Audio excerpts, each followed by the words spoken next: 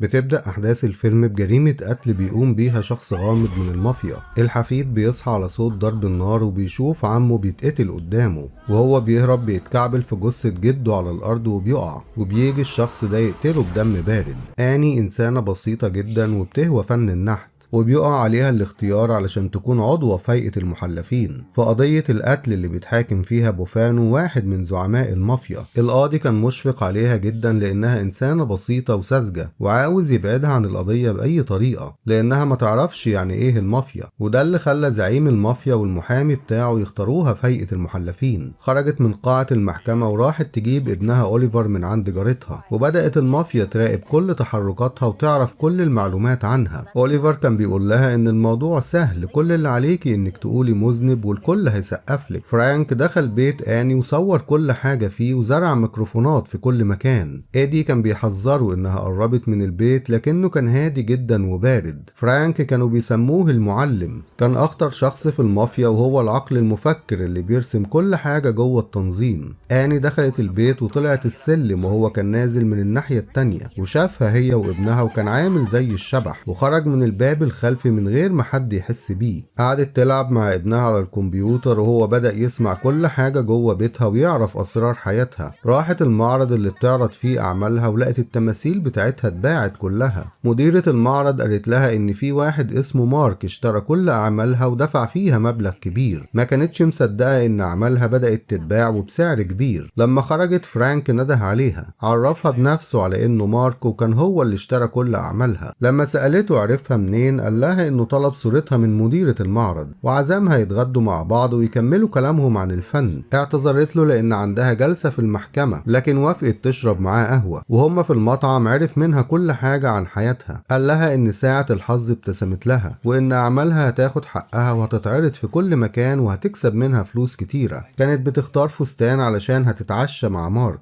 صاحبتها المقربة جولييت كانت دكتورة، وكانت فرحانة ان آني هتخرج تتعشى مع شخص مناسب وتبدأ حياتها من جديد. آني بدأت تعجب بفرانكو وبشخصيته الساحرة وكلامه عن الفن، وكان واضح انه شخص مثقف جدا. وصلها البيت وبدأ يخمن التمثال المنحوت وهو متغطي جوه الصندوق. كان منبهر بشغلها وهي بدأت تنبهر بشخصيته، لحد ما قالت له يخمن التمثال التاني. قال لها انه شافه امبارح لانه كان موجود في بيتها امبارح. افتكرته بيهزر، لكن فجأة فرانك قرب منها وصارحها بكل حاجة، وقال لها ان حياتها هي وابنها في خطر حقيقي من المافيا، وهو الشخص الوحيد اللي يقدر يحميهم بشرط انها تسمع كلامه. وكل اللي عاوزه منها انها تقول كلمتين وبس، غير مذنب، وتشهد لصالح زعيم المافيا في المحكمة. كان بيهددها بابنها وفي نفس الوقت بيطمنها انه هيكون بخير طول ما هي بتسمع الكلام. مش بس ابنها، جولييت وكل اللي تعرفهم هيكونوا بخير. جولييت كانت مع أوليفر في السينما لحد ما آني تخلص العشاء الرومانسي بتاعها، ولما قربوا من البيت فرانك قال لها تفكر في ابنها وتحميه، واستخبى علشان محدش يشوفه، ووقف يسمع كلامها مع ابنها. ولما أوليفر طلع السلم شافه وهو بيتكلم مع أمه. صديقها بون اتصل بيها من جواتيمالا، كان بيشتغل هناك في مستشفى وبيساعد الناس، وهي كانت بتسافر هي وابنها كل سنة. لاحظت ان فيشة التليفون مش في مكانها وعرفت ان فرانك بيتجسس عليها. اتخانقت مع بون علشان ما يتصلش بيها ولا يكلمها تاني علشان ما يدخلش دايرة الخطر. فرانك كان بيسمعها وهو بيعمل عروسة خشب وكأنه بيحرك الناس من حواليه بخيوط. المحكمة كانت بتسمع مكالمة بين بوفانو زعيم المافيا وواحد من مساعدينه، وبيتكلموا فيها عن تعليمات المعلم. المحامي سأل الشاهد مين يبقى المعلم ده، قال له محدش يعرفه لانك وقت ما تشوفه هتكون ميت والدرس هيكون انتهى. المحامي قال له يعني بوفانو مش هو اللي حرض على عملية القتل، وكلكم في ايد المعلم زي العرايس الخشب. وطلع العروسة اللي عملها فرانك، كان هو اللي بيرسم كل حاجة في القضية حتى كلام المحامي ودفاعه. رودني صاحب البيت اللي فرانك مأجره علشان يتجسس على آني راح له علشان ياخد منه فلوس،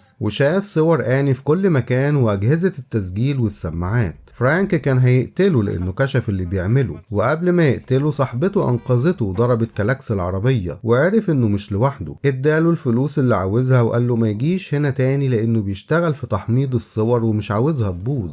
آني كانت مع ابنها في السوبر ماركت وإيدي كلمها وعرفت انه تبع فرانك. قالت لأوليفر يروح يشتري اللي هو عاوزه علشان ما يسمعش حاجة. اداها ميعاد علشان فرانك عاوز يقابلها. إيدي كان عنده قلب شوية وطمنها ان محدش هيأذيها، وآني ارتاح فتحت له. فرانك قال لها ان جلسة المحاكمة بتاعت امبارح كان هدفها اننا نثبت ان بوفانو مش هو اللي ادى امر القتل. اني بصت له وقالت له اكيد انت المعلم اللي قرر ونفذ. اعجب بذكائها جدا رغم بساطتها وبدأ يحبها، وعلشان كده كان بيحاول يحميها. الجدة كانت بتحكي ازاي قتل ابنها وجوزها بمنتهى البرود. نام جنبهم على السرير بكل هدوء وطلب من ابنها يفتح بقه وحط المسدس جواه وقتله، وبعد كده قتل حفيدها الصغير من غير رحمة. الست انهارت والكل كان متعاطف معاها، حتى اني كانت بتبكي لكن ما كانتش عاوزة تبين دموعها قدام بوفانو. نفسيتها بدأت تتعب وتتعصب على ابنها لانها مش عاوزاه يجيب سيرة القضية مع اي حد ولا حتى مع اصحابه. اوليفر كلم جولييت وقال لها ان امه واقعة في مشكلة وطلب مساعدتها. اني اتفاجئت بجولييت قدامها وحكت لها على كل حاجة. جولييت قالت لها تعتذر عن القضية وتقول للقاضي ان ابنها مريض بالسرطان، وهي بصفتها دكتورة هتجيب لها كل الاوراق والتقارير اللي محتاجاها. اني اتفقت مع ابنها ما يتكلموش في الموضوع ده وهم في البيت ولا حتى في العربية لانهم متراقبين. راحت للقاضي علشان تعتذر له وطلبت تكلمه على انفراد، لكن القاضي رفض لان ده ممنوع ومرضيش حتى يشوف التقارير اللي معاها، وكأنه كان عارف اللي هي فيه، وقال لها انه حاول يبعدها عن القضية لكن هي ما ساعدتوش. وهي راجعة ايدي كان مستنيها عند بيتها وكان باين عليه انه متضايق، ولما وصلت طلب منها تمشي وراه. راحوا عند السوبر ماركت وشافت رودني شارب ومش في وعيه ومعاه فرانك. قال لها رودني شارب وبدأ يخرف بالكلام ولازم نوصله للبيت لانه مش هيعرف يسوق لوحده. ركبت معاه العربية ورودني ركب ورا وكان حاطط له منوم في الكحول، وبدأ يسوق العربية بسرعة ويخوفها، وقال لها ان الخوف ده هو السحر اللي بيخلي البشر ما يخرجوش عن الطريق اللي مرسوم لهم علشان يحافظوا على حياتهم وحياة اللي بيحبوهم.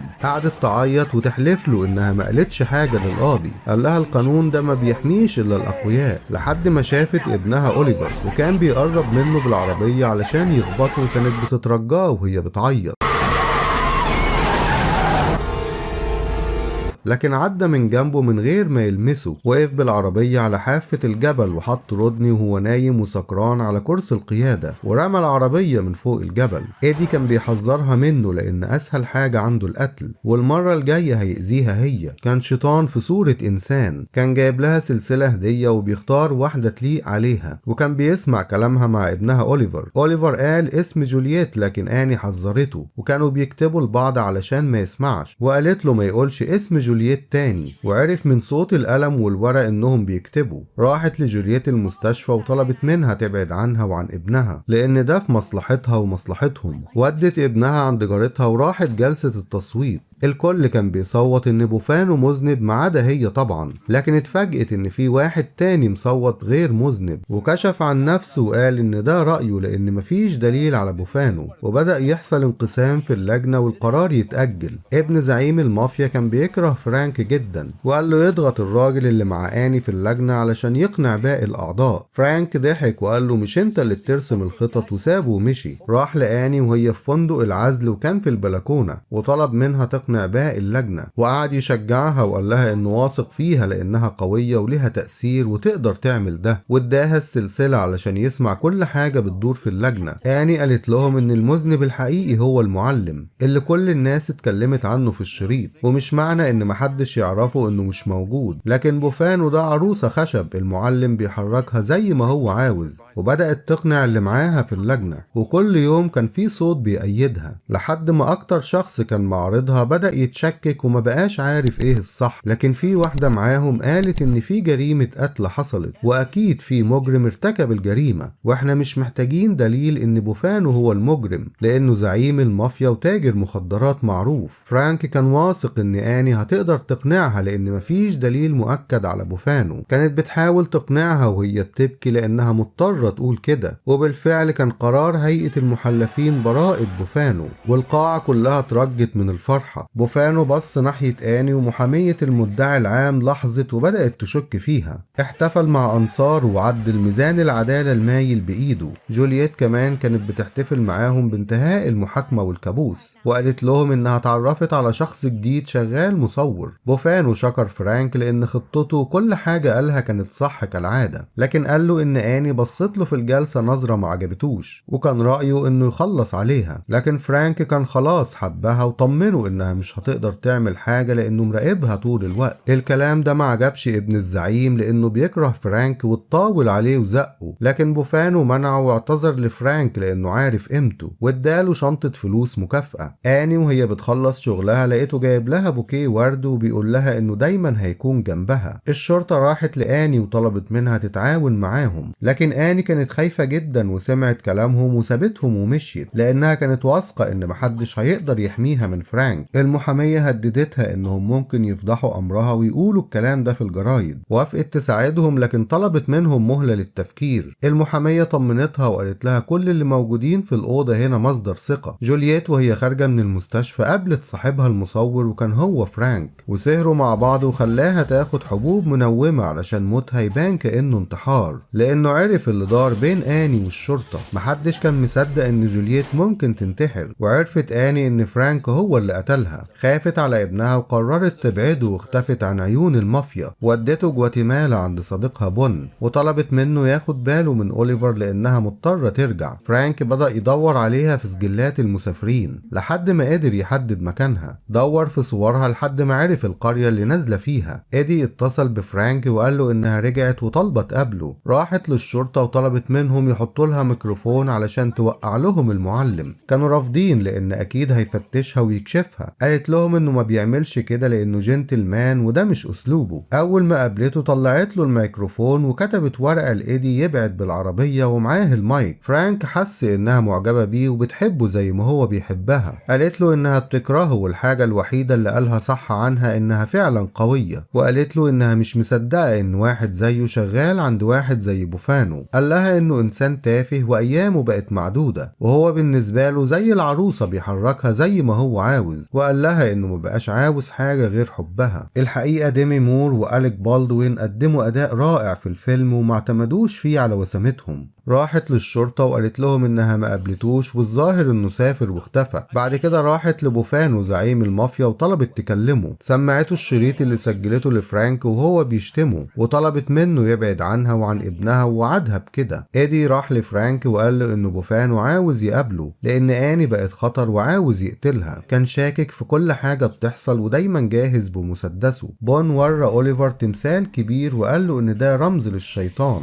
بعد ما الناس تحبه وتفضل تحترمه في الآخر بيحرقوه لما بيعرفوا حقيقته. فرانك راح يقابل بوفانو وفتشوه كويس طبعا، وكان جايب له معاه شنطة الفلوس اللي اداها له قبل كده زي عربون علشان ما يقتلش آني. بوفانو سمعه الكلام اللي قاله عليه وخلى رجالته ياخدوه علشان يقتلوه. ابن الزعيم كان عامل له حفرة كبيرة وكان بيكلمه باستهزاء. فرانك حط ايده في جيبه وقال له يبص على والده، طلع من ايده المفجر وفجر القنبلة اللي كانت في شنطة الفلوس وقتل بوفانو وخلص على الاتنين التانيين ورمى ابن الزعيم في الحفرة وقتله. اتصل بآني بعد ما خلص على ايدي وقال لها انها خانته وما تستاهلش حبه ودلوقتي لازم تدفع الثمن. عرفت انه هيقتل ابنها أوليفر وفعلا سافر جواتيمالا وهي لحقت اخر طيارة. اخد عربية وسافر بيها للقرية وهي ما لقتش عربية. طلعت الفلوس اللي معاها واجرت طيارة شراعية علشان توصلها. وصل القرية وسأل على دكتور بون وشاف أوليفر بيلعب مع الأولاد. تاه منه وفضل يدور عليه. الولد شافه وعرفه وجري منه وفرانك بدأ يطارده. وهو بيجري وقف قدام تمثال الشيطان وكأنه بيشوف نفسه لحد ما دخل المعبد. فرانك طلع السلم وحس بيه وهو مستخبي وطلع المسدس علشان يقتله، لكن ما كانش أوليفر، كان فيه 3 مستنيينه وضربوه بالنار. كان كمين واللي عملته فيه آني. قال لها انت فعلا مذهلة يا آني، أقنعتي هيئة المحلفين ووقعتي بيني وبين بوفانو ودلوقتي هتقتليني. نزلت وهي ماسكة المسدس وقبل ما يقتلها ضربته بالنار وطلعت كل خوفها وغلها وأخدت بحق كل اللي قتلهم. لو الفيلم عجبك ياريت تدعمنا بلايك واشتراك في القناة عشان يوصلك كل جديد.